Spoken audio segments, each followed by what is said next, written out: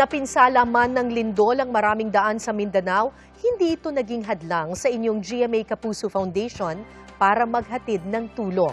Tumungo tayo sa General Santos City kung saan mahigit 1,000 individual ang natulungan sa ilalim ng Operation Bayanihan. Sa ganitong lagay, dinatna ni Karen ang kanilang tahanan matapos ang 7.8 magnitude na lindol. Tuluyang gumuho ang isang pader, habang ang pader ng CR tuluyan ng umangat. Lalo siyang nag-aalala para sa kanyang 71 taong gulang na ama. Takot din kay dito yung papa ko tapos nasa work ako. Kasi nasa isip ko yung tatay ko. Wala yung basta pagdating ko dito, ma'am, ganito na siya, bumiga na yung pader, tapos chinek ko dun sa loob, sa CR, umangat na siya, parang nag-open siya. Tapos same din sa kwarto, ganun din. Tuluyan namang pinaguho ng lindol ang isang kwarto sa bahay ni Cheza Joy. May klase kaya maaga ang mga anak ko gumising papuntang school.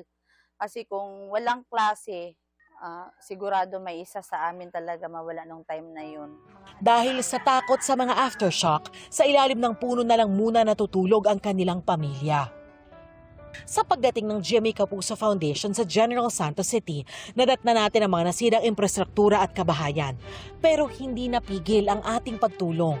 Nagsagawa tayo ng repacking kasama ang Universal Guardian Brotherhood RGI Alakdan Gensan at namahagi ng food pack sa 1,200 individual sa Sitio Intake, Barangay Mabuhay.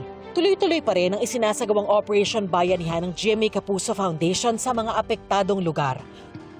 Sa mga nais tumulong, maaari kayong magdeposito sa aming bank account o magpadala sa Cebuana Luwilier.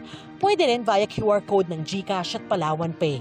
Pwede rin mag-donate online sa Globe Rewards, Metrobank Credit Cards, Lazada at Shopee.